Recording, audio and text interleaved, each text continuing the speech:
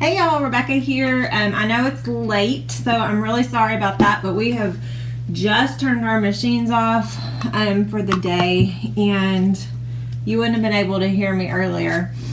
The other issue is that when we were trying to replace all the broken glass blocks, we did not get one for my example, so I didn't even have one until a little bit ago.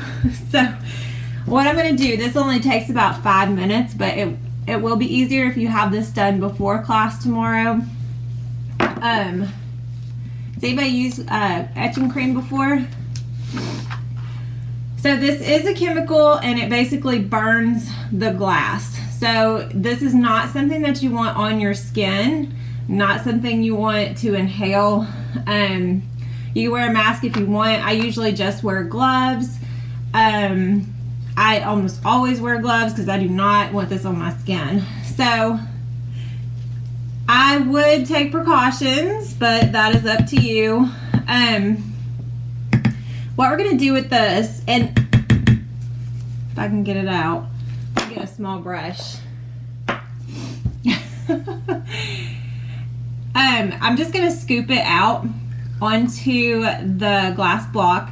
And this is going to give it a frosted background. You won't use the whole thing, but it'll be pretty close, because when we're using the glass etching cream, what you want to do is get it on really thick. So you're not brushing it, you are just laying it on there and spreading it. So you want it on the glass pretty thick. Now this stuff is really cool because you can actually etch shapes into your glass.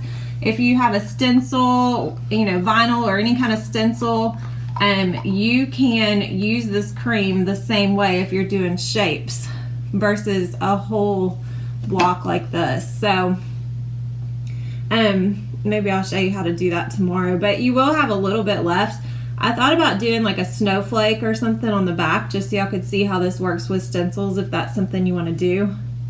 But with these little bottles, you'll probably, I guess you could use I don't know if you have enough to do both sides. So I just frosted one side of my block.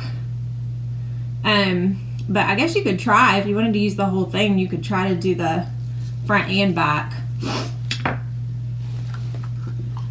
So I'm just scooping it out and spreading it on thick.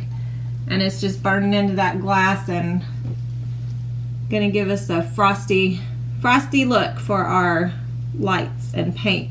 And actually this is the reason that we're going to be able to use regular acrylic paint, whereas if we were painting directly on the glass without any kind of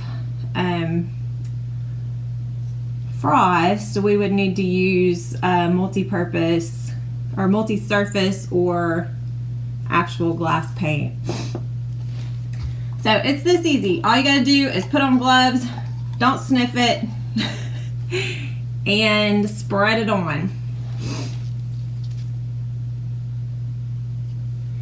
And then what you're going to do is just let it sit for about 5 minutes, 5 to 10 minutes, and then you just take it to the sink and just rinse it all off of the glass. So I keep my gloves on to do that. I just put it under the running faucet and get as much of it off as I can, and then I just kind of take my gloves or a paper towel and rub the rest of it off. And just make sure to run the water down the drain, dilute it, and wash out your brushes, and you're good to go. So this is it.